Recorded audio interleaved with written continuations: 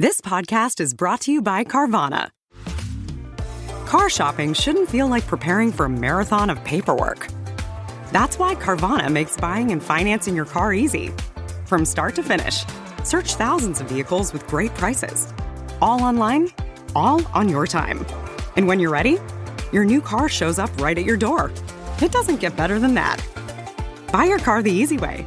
On Carvana. Delivery fees may apply.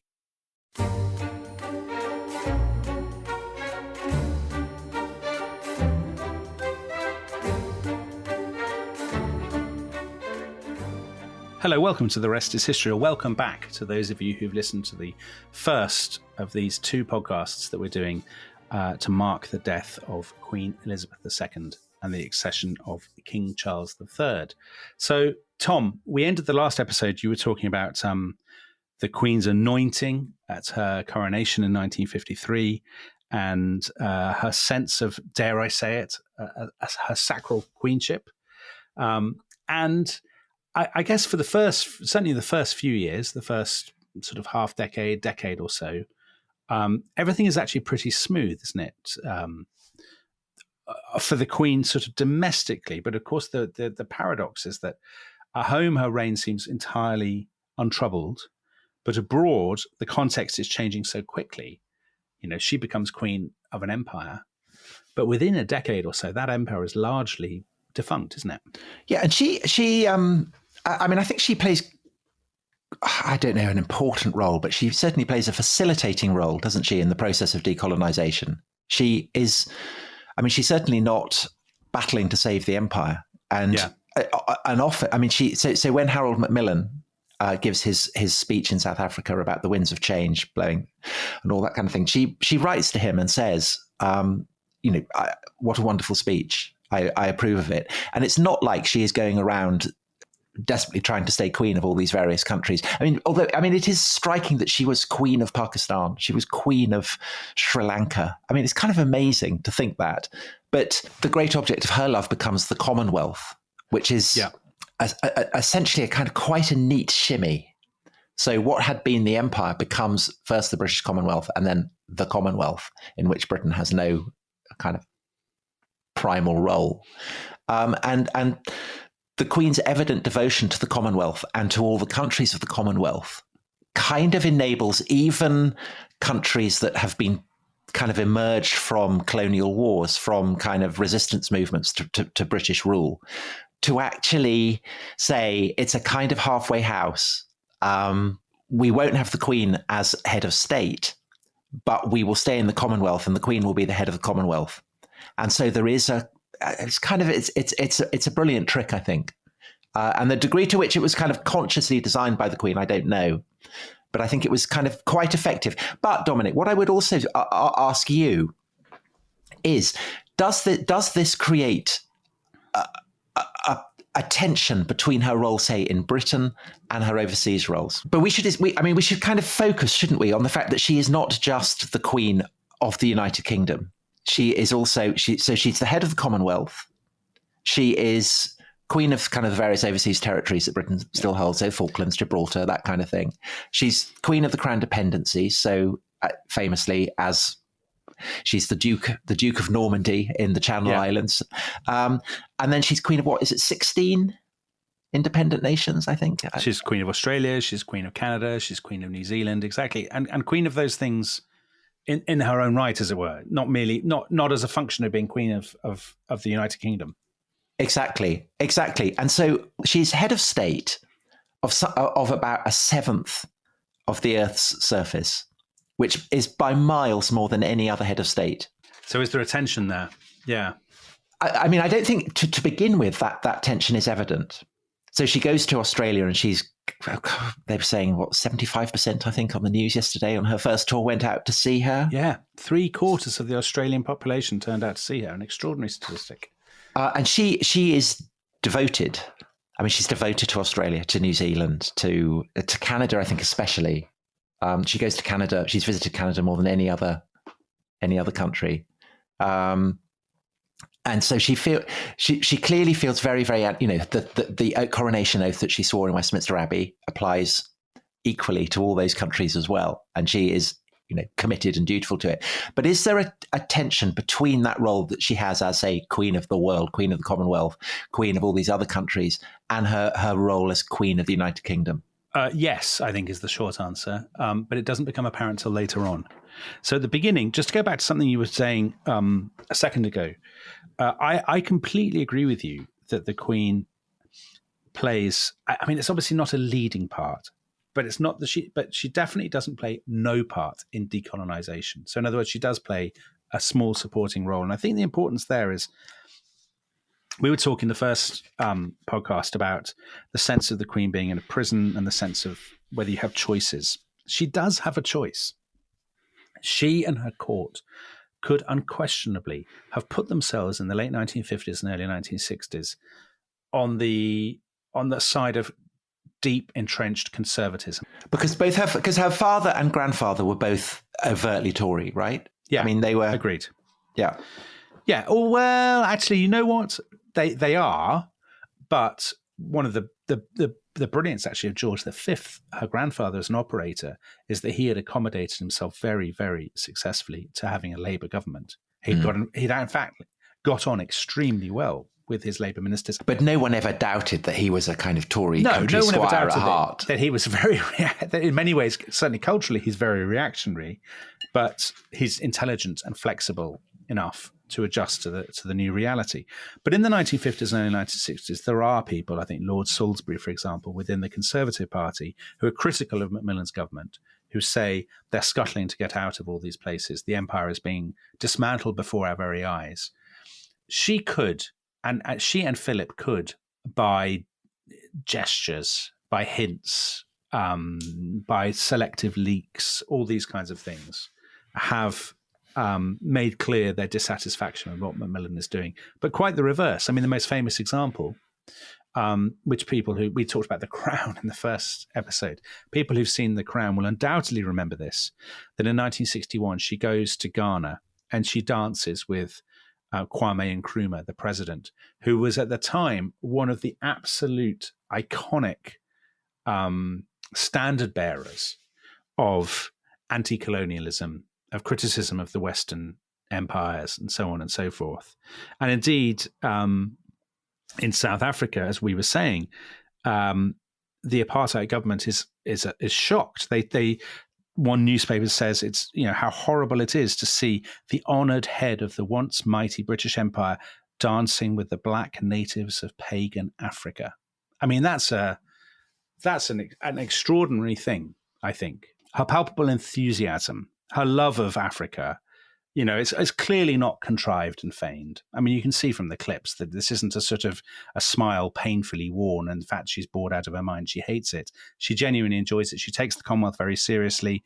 And I think, as you say, it makes it much easier. It makes the decolonization process an easier sell, I think, to sort of conservative-minded people in Britain. And I suppose the contrast is with France, where the monarchical role is played by the president, but he's also a politician. Right. So de Gaulle has to play both roles in that.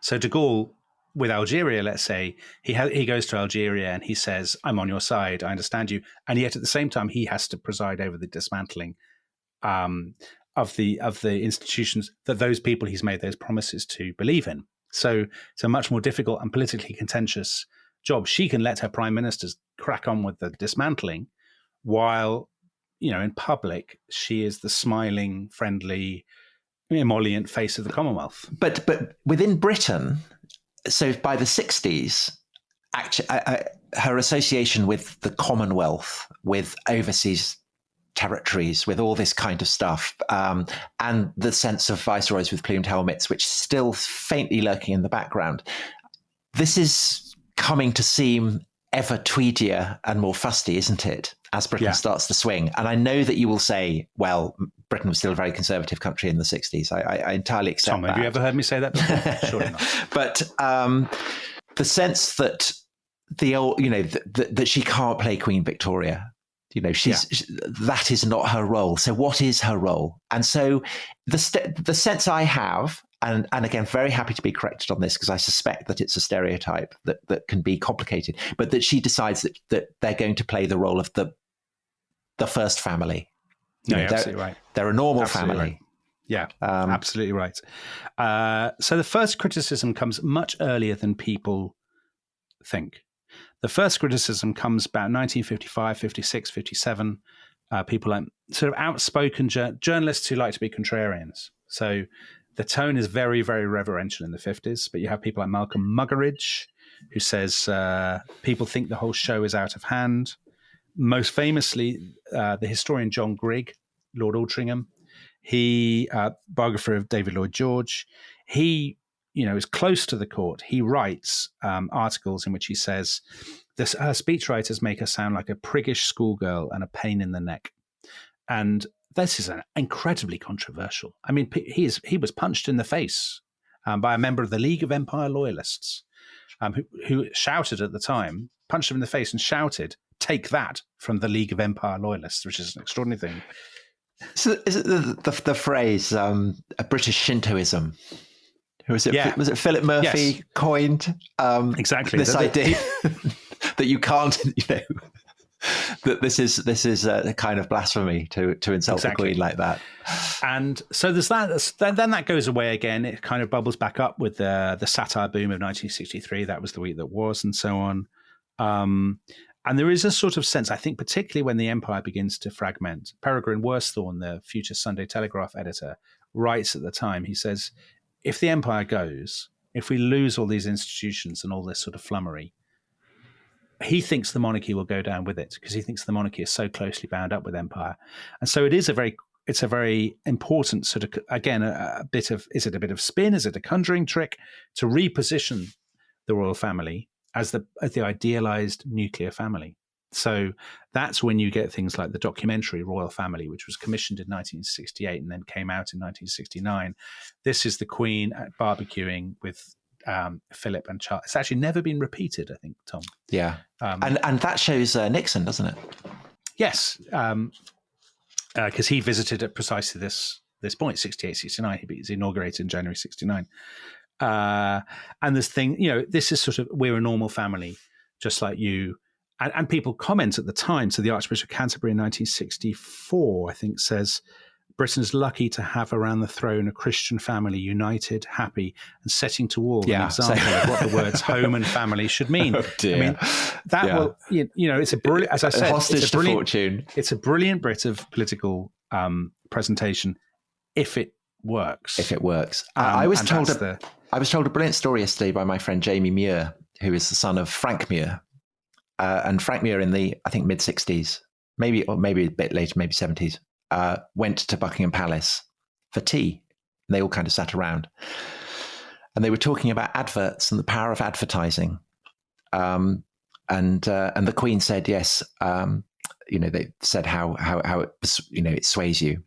And she said, yes, that if she had to buy a drill, she would buy a Black & Decker. So she's watching a lot of ITV. She's watching a lot of ITV. So, I mean, I think that's a kind of wonderful thought that she's sat around with her Tupperware watching Black & Decker adverts. And apparently Frank Muir, a few months later, met the head of Black & Decker and said, I've got you the best slogan you can never use. Oh, yeah.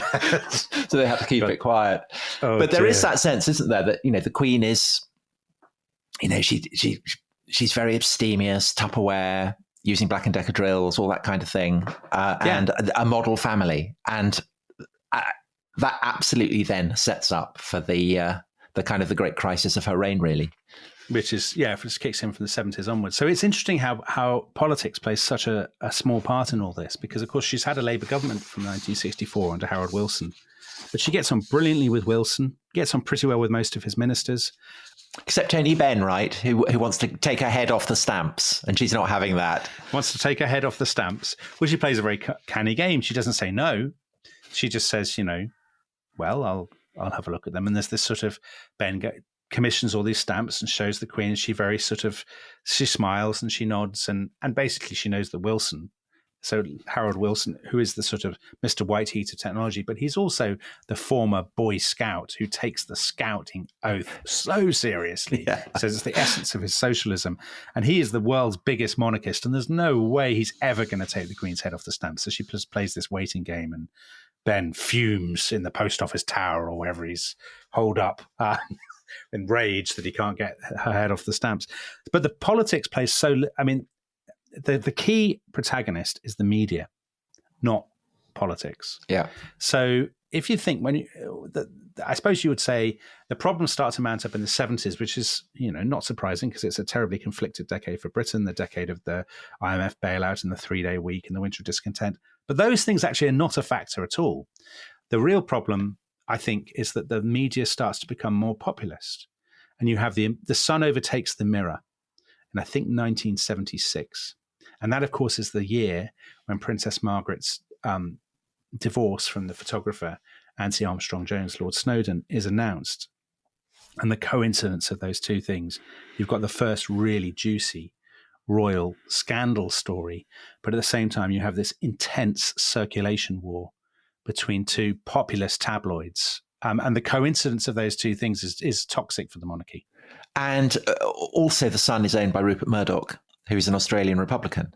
Yeah. So that presumably is an element to it as well. I mean, is he the first Republican press baron? Oh, that's a good question, Tom. He probably is. Yes, he probably is. But I think even had he not been a Republican, the tenor of public life is moving in that direction. It's undeferential. It's individualistic. It's critical of institutions. You can sort of see that reflected, if you like, in the emergence of Thatcherism. The idea that you tilting at the old establishment, tilting at institutions that have let Britain down, this sort of aggressive populist culture, which you see ever more vociferous from the mid-70s onwards. And that's the paradox of Mrs. Thatcher's relationship to the Queen, isn't it? That on the one hand, obviously she is Mrs. Thatcher is a conservative. She is devoted to the monarchy, devoted to the Queen, extravagant curtsies whenever she meets the Queen. Yes. But on the other hand, she is a radical. And what, for instance, notoriously, one of the things that she is skeptical about is the Commonwealth. Yeah. And Mrs. so Thatcher we were talking about the Commonwealth. The tension between the Queen's role as the Queen of the United Kingdom and head of the Commonwealth, and all the arguments that blaze up throughout the 80s over what to do about apartheid South Africa. And the Queen becomes very, very upset about Mrs. Thatcher's obduracy in refusing to impose sanctions. Yeah, absolutely. That's absolutely right, Tom. So actually the irony is that you've had two Labour prime ministers, Harold Wilson and Jim Callaghan. We can't do a podcast about the Queen's reign, Tom, without mentioning... No, the People's Prime Minister. Sonny Jim, the People's Prime Minister. So she's had two Labour prime ministers who are probably the two most devoted monarchists of her entire reign, in Callaghan and Wilson. I mean, they will not hear a word of criticism of the monarchy and are incredibly deferential to the Queen. And patently, you can tell from photographs and films, they love every moment they spend in her company. And then Mrs. Thatcher comes in, and Mrs. Thatcher, although, as you say, she has this romantic idea of Britain's history, which I think people often miss when they're talking about Mrs. Thatcher, and she does these massive curtsies and all that sort of stuff. She thinks, I think, that the palace is the incarnation of what she sees as the pinkish, wet, weedy, lily-livered, chinless establishment who have sold out to socialism and all this sort of thing. So Mrs. Thatcher is absolutely adamant there will be no sanctions. She doesn't agree with sanctions on the apartheid regime in South Africa. She doesn't think they work. She is actually, again, I think a lot of people miss this. She is trying to put pressure on the apartheid government sort of behind the scenes. But, she sees them as a Cold War ally. And she just thinks it's weedy and wet to kind of give in to pressure on this. The Queen is aghast, is really aghast, because this causes enormous trouble for the Commonwealth. In 1986, the Sunday Times runs a front page story to say that the Queen considers Mrs. Thatcher uncaring, confrontational, and socially divisive. And supposedly this, we never know what goes on in the audiences, but I think everybody's agreed. This causes a terrible cooling of relations between Downing Street and the palace. I mean, Mrs. Thatcher, supposed by all her aides say, she was gutted when she read this. I mean, she just thought this was the most awful thing. She couldn't believe that the Buckingham Palace had allowed this to appear in the newspapers, and she thinks she's been incredibly hard done by.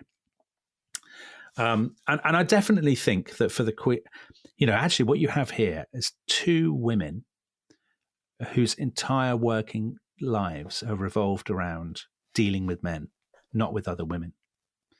And particularly in Mrs. Thatcher's case, actually. And so that lack of a rapport, neither of them can play the part in a way that they've always been accustomed to. And I think the Queen respected Mrs. Thatcher, as a woman, as somebody who was a 3-time election winner and all these kinds of things. But I definitely don't think it was a warm relationship by any means. No, she preferred Harold Wilson. Oh, definitely. I mean, when Wilson would go to Wilson resigned, basically told the Queen he was going to resign when they've had tea together in a cottage at Balmoral and she's helping him doing the washing up. Yeah. I mean, it's hard to imagine with her and Mrs. Thatcher, it would be an argument about who's going to do the washing up. Right. So that's the kind of the first great crisis that the Queen has to face up to in the 80s. And then there's another one, isn't there? Well, in the person of just Diana, you mean? In the person of Diana. Because basically the Queen is no longer the most famous female member of the royal family, which must have been quite. That's right, Tom. But I can't help noticing that you're skating over something. I suspect for political reasons of your own, because I know. You know what's coming. You know what's coming. So Tom, for people who don't know, Tom has often spoken in this podcast at frankly interminable length about Prince Edward's admiration for Tom's works, and you're in fact on record, aren't you, Tom, saying that if there were ever a House of Windsor succession crisis, you would consider yourself Prince Edward's bannerman. I think that was the. I have sworn my sword to Prince Edward. That is true.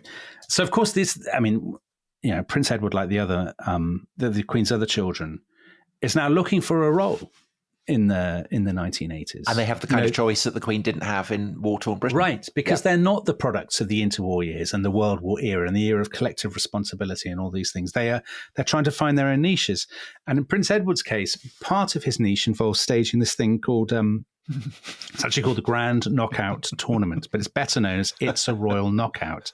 In June 1987, as a great admirer of Prince Edward, Tom, you will remember this occasion, won't you? Well, it's a learning curve. It's like Prince Hal becomes Henry V. Right. Prince Edward, who directed this, I'm not going to in any way defend it. Will go on to become Edward the Great. Edward the Great, very good. Yes. So I mean, it's got George Lazenby, it's got Barbara Windsor, it's got John Travolta chasing Cliff Richard dressed as a leak. It's actually got. Why is he dressed as a leak?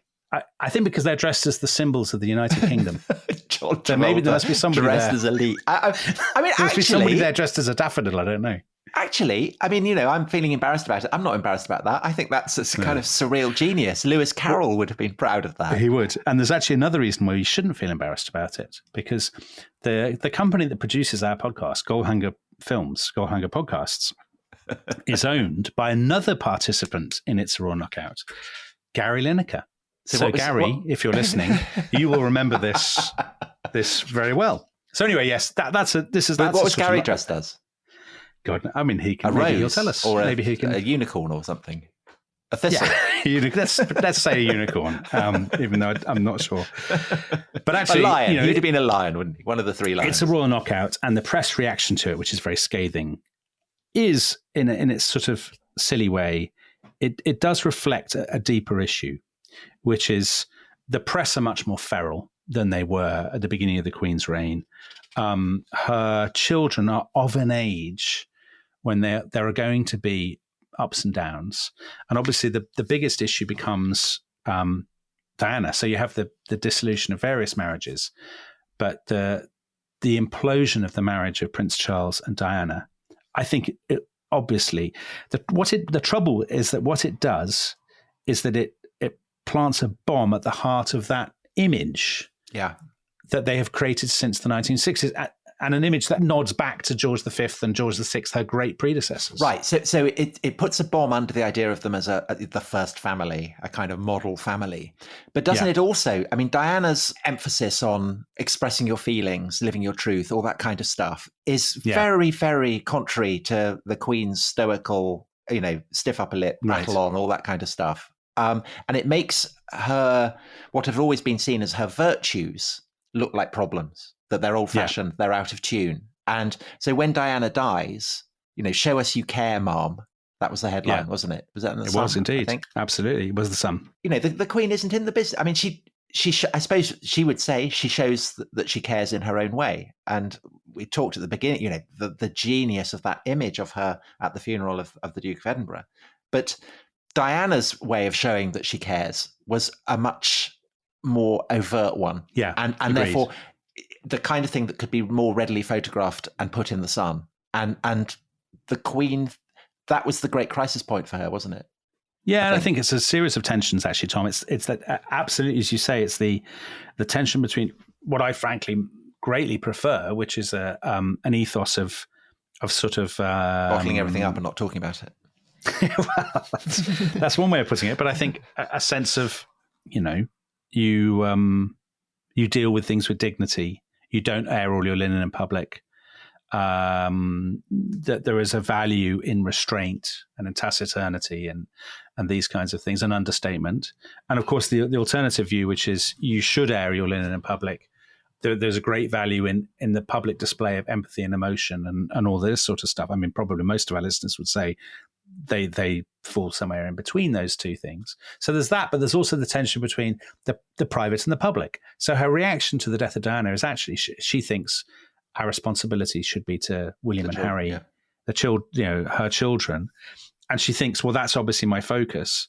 But there you have probably the greatest example in her reign of something where there is this great conflict between what she sees as her role as a grandmother and indeed a mother, and her role as a sort of avatar of national identity. And she's expected by the public to reflect value and represent values that ultimately she doesn't really hold, I suppose. And that's why that's such I think that was an extraordinary moment. And I would say most people, maybe I'm just projecting my own prejudices onto this, and some listeners may well say that I am, but I suspect most people now feel fairly embarrassed about what happened in 1997. Do you think, Tom? Well, so we've talked about the Crown a lot, haven't we, over the course of this? And that is fascinating as an example of how the Queen is someone whose life can be mythologized even while she's alive. I mean, it's a kind of almost Shakespearean process of turning the stuff of royal drama into literal drama. But it was Peter Morgan, so wrote The Crown. He wrote The Queen, didn't he? He did indeed. Which was the Helen Mirren. kind of Helen Mirren Oscar-winning film, looking at the events of Diana's death and her funeral through the Queen's eyes. And I would guess that would be representative of a slight gear shift in the wake of Diana's death. That actually the Queen eased into a new role as, I suppose, really the country's grandmother. I mean, that's a stereotype, isn't it? I'm sounding like Hugh Edwards there. You're back in Hugh Edwards mode. I'm back in Hugh Edwards mode. But it's a great mode to be in, actually. I'm not knocking Hugh Edwards at all. I think he's doing an amazing job. I think the Queen proves brilliant at that. Yeah, and agreed. But it may be that people expect their grandparents actually to have different standards and approaches, and that's precisely why you value them. Yeah, I think that's actually very astute, Tom. I think I agree with you. I think there was definitely a gear shift, and I think that film does capture it because, of course, the funny thing is that in 1997, at the time, it'd be interesting to know what our sister podcast, The Rest is Politics, makes of this. Of course, Alistair Campbell's involvement. At the time, there was a sense that Tony Blair, she was the people's princess. He had caught the mood of the nation, and the Queen had not. But by the time the film The Queen came out, Tony Blair was now on the sort of always getting kickings from the public. The public had sort of wearied of Tony Blair. And actually, in that film, it is the Queen rather than Blair who is the real protagonist, and with whom ultimately you're really invited to empathise, I would say. Yeah, definitely. You're invited to respect her her self-restraint, her self-discipline, and so on. And I think you are invited very subtly, is it to laugh at or to recoil from Tony Blair's kind of shiny facility? Well, I'm not sure. I'm not sure about that, because I think that Peter Morgan then went on to write a play, The Audience. Yes. Yeah. In which you saw it wasn't just that the Queen was seeing Blair; it was also all the other prime ministers. And that play in turn inspired Netflix to commission The Crown. And what Peter Morgan is focusing on, which he could do by the time because the Queen was starting to knock up an incredible array of jubilees by this point. I mean, she was kind of knocking them out of the park. Was the sense of just how remarkably long-lived she was, and how remarkable it was that this woman had met so many prime ministers. So I think it's not that it's mocking Blair as an inherently comic figure, but it sees him as transitory, doesn't it? It sees him as transitory, exactly, and that the self-conceit of a prime minister is as nothing compared to a monarch who has seen them come and go. And I think that is a crucial part of the affection that the Queen has been held in Britain over the past, say, 2 or 25 years, perhaps. Yeah. Is the sense that she is a embodiment of a vast sweep of time. I think that's right, Tom. I think there was definitely a point in the early 21st century where people did what they had never done in the 80s. I mean, people in the 80s and 90s never said, gosh, isn't it extraordinary? She knew Attlee Churchill. I mean, Attlee wasn't one of her prime ministers, but he was waiting for her on the tarmac when her plane touched down after she had become Queen, that she knew Attlee Churchill. She knew Eden and Macmillan and all of these people. I mean, people didn't say that in the 1980s and 90s. Of course she knew them. But I think there was definitely a point in the early 21st century where people suddenly started to say, oh my God, Winston Churchill was her first prime minister. Yeah. Isn't that extraordinary? I mean, we were talking in the first podcast about how we had this week's events not happened, we would have now been recording our episodes about the young Churchill, which we will do in due course. I mean, it is extraordinary that her first prime minister went into a cavalry charge at the Battle of Omdurman. I mean, what an incredible story that is. And I think it comes to be seen as extraordinary as well by people of other countries. So, for Americans, she's met every president except for Lyndon Johnson. Yes. Or France, she's met every French president.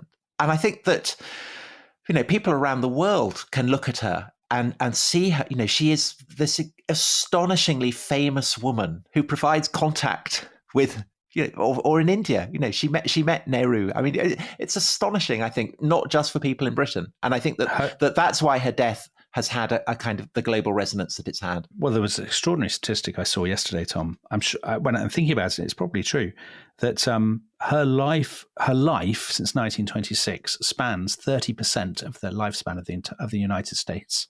Yeah, since it's independence. Amazing, isn't it? Well, so Obama went to, was it the funeral of Shimon Peres? It was a funeral in Israel, and he gave an address, and he name-checked giants of the 20th century. So he was, I think it was Peres. He was associating Peres as a giant of the 20th century. And he cited 2 other people. He cited Nelson Mandela, and he cited Elizabeth II. And that's coming from a president whose father was born in Kenya, the subject of the British Empire. Yes. Is quite something, I think. And actually, of all the footage of her meeting dignitaries, I always think that her meeting the Obamas is... Yeah, they obviously really got on, didn't they? Yeah, she loved meeting them. They clearly loved meeting her. The symbolism, it sort of continues that theme that we talked about. She was always clearly very, very comfortable, probably because she had been, brought up, steeped in empire. That made that, in what some listeners may consider a paradoxical way, that made her unusually comfortable, I would say, for somebody of her class and background with Black and Asian people. And I think that's a sort of, that's the last night at Buckingham Palace when there were sort of crowds assembling. I mean, it was a very diverse crowd. And the image that people sometimes have abroad, which is that the monarchy in Britain symbolizes fustiness and nostalgia and, a sort of reactionary, backward-looking aspect of Britishness. And there's perhaps an element of truth in that. But I think people outside sometimes miss the extent to which, and that Commonwealth dimension actually really matters. It gives the monarchy an opportunity it wouldn't otherwise have to embrace modernity and to embrace change, I think. Don't you think? Yes, although of course there are limits which have been tested by Harry and Meghan, I suppose. But the issue there, I think, is not actually. I mean, okay, we did a podcast about Harry and Meghan at the time. I think actually the issue there is not race. The issue. No, I don't think it is. I think it's about American, the different standards of America. I think that, and actually that I think that is something that suggests that perhaps the monarchy has not evolved as much as people might think. Which is that the problem the monarchy has with Meghan is pretty much the problem that it had with Wallis Simpson. It's the fact that ultimately, although the Queen adores America, has been to America loads, has met all the presidents, goes racing there and all that kind of stuff. Yeah. She embodies a kind of concept of Britain, an idea of Britain that is incompatible with everything that makes America America. And there is something indigestible, I think, about American culture for that reason. And someone who embodies American culture as kind of flamboyantly as Meghan does was always going to end in tears, perhaps. Well, there was obviously a generational difference, isn't there? I mean, you talked about Diana and you said, public empathy, and indeed you used the expression living her truth, which is, of course, a Meghan expression. That Meghan was sort of Diana turned up to. But 17. America is about meritocracy. It's about choice. It's about blazing your own path. I mean, that's what the essence of Hollywood is. It's the essence of California. That's where they've gone to live, and that is antithetical. No matter how much the monarchy may modernize, it is antithetical to the idea of hereditary privilege, I think, and I think it inevitably grates.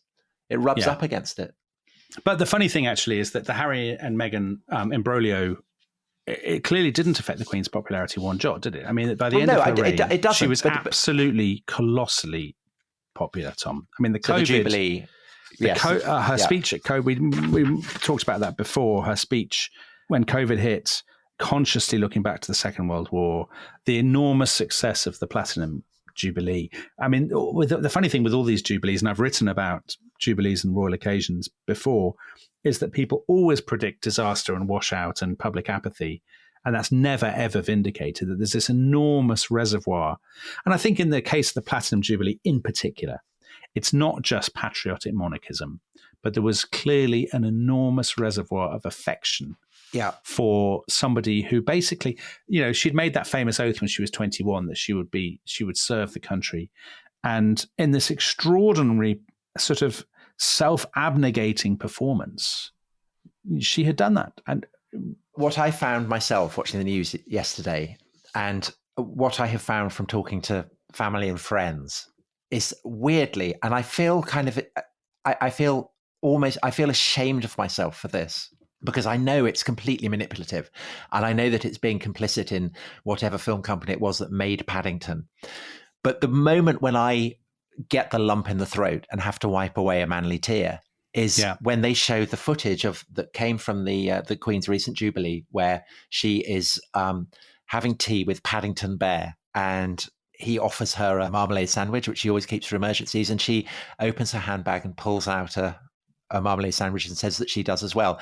And it's she gives this kind of seraphic smile, and it's the sense that she's earned that smile, I think, over the decades and decades that she's lived in this gilded cage. And she's in a gilded cage. She's in Buckingham Palace, and all the people are outside. And then the opening of We Will Rock You starts kicking in outside, and then she joins in and she starts to tap her teacup with her teaspoon. And it's a bit, this is as close as she gets to what happened on VE Day when she went out and joined the crowd, and she became part of us. She became part of the people. She became part of the crowd. It's as close as she come. And I find it incredibly moving. And I think I'm not alone in finding that moving. No, not at all.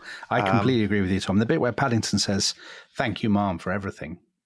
I mean, I found that moving. Even at the Jubilee, I found that very sort of lump in the throat. And I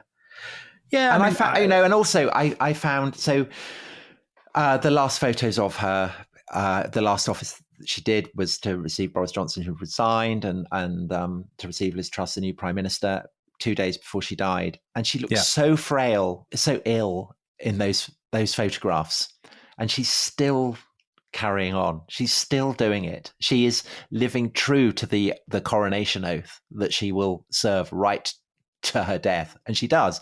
And I think that it kind of taps into the weirdness and the power of monarchy as a system of government, which is that a living person can become a symbol in a way that even presidents can't. But Tom, you know can what? see that as a mad, weird thing, that this person who is descended from Noah and from Woden is our head of state. But I think that you would have to be very... The madness and weirdness. Very, very oblivious to the tug of history and the power of history, not to feel some sense of there is a strange power to this that kind of short circuits everything rational. But Tom, the madness and weirdness lies in thinking that it's mad and weird. I mean, most societies that have ever existed have been. I agree. Every constitution. Not just monarchies. Not just monarchies. So, the ideals of the French Republic or the United States are incarnated by individuals, contingent, culturally determined. Any American, agree. Whoever says to you, "Oh, the monarchy, I don't agree with this principle," blah blah blah, and then in the next breath says, "The sanctity of the Oval Office, the president." The symbols matter. Yes. All our knowledge of history says that symbols matter, nations matter, a sense of... Well, I wouldn't say that. Human beings are not rational creatures. I wouldn't say the nations inherently matter, but I would say that for nations to exist as kind of concepts that the people who live within them are prepared to accept, it is inherently a kind of a weird idea that we all belong to a kind of entity that has a kind of degree of sovereignty. I mean, it's not. These are quite culturally contingent ideas, and they are freighted with all kinds of history and assumptions that, if you pull the camera right back, are likely to look very odd. And I think that is why there is always an oddness at the heart of how a nation represents itself and thinks of itself. And I think in that sense, a monarchy is as good a way of channeling that weirdness as any other. It's good if it works, and it clearly does work. I mean, lots of people are invested in it, and therefore, to argue, if people are invested in it, that's what matters. Okay, but to play devil's advocate, Tom, now revealing his unpatriotic colours. No, I'm not.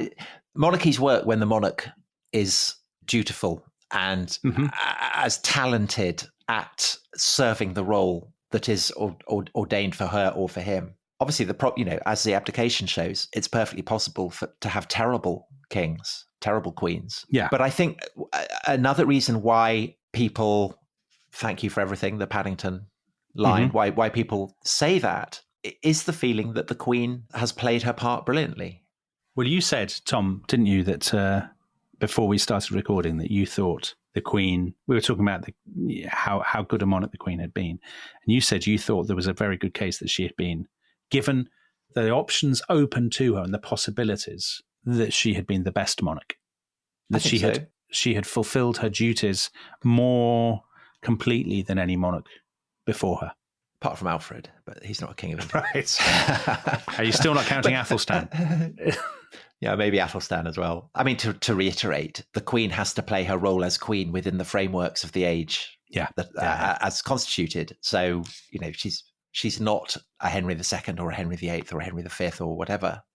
But I think that to have died a much-loved symbol of her country, but more than that, a symbol that has evolved with her country, and that has enabled her country to feel that it's still what it was, even though it no longer is. Yes. I think has been a remarkable achievement. And I think it's required incredible self-abnegation, because I think she has had to repress her personality, the life she would have liked to have led for her whole life, pretty much, except perhaps briefly when she was in Malta.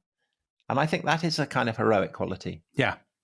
There's a wonderful George Orwell, when he wrote about Englishness in the Blitz, he talked about the sort of what makes a nation a nation. He has a wonderful passage where he says, is there a kind of continuity? What do you have in common with the child whose picture is on the mantelpiece, who was once you? Everything has changed, and yet somehow you're still the same.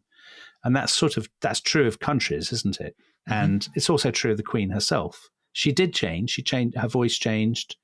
She proved much more flexible than people often make allowances for. but she was still the same. It's that great line from The Leopard. Yeah. For everything to stay the same, everything has to change. Yeah. And she was the perfect example of that. Well, may she rest in peace. Agreed.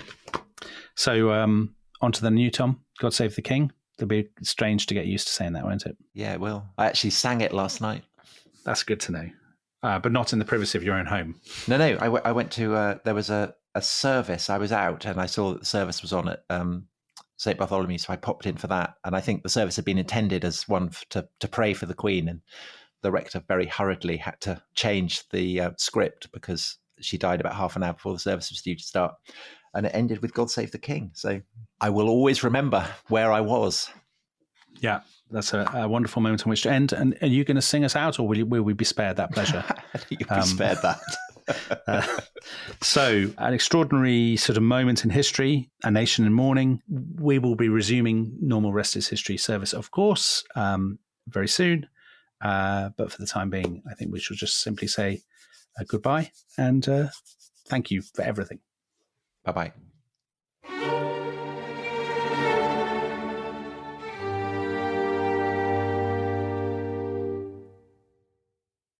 Thanks for listening to The Rest is History. For bonus episodes, early access, ad-free listening, and access to our chat community, please sign up at restishistorypod.com. That's restishistorypod.com.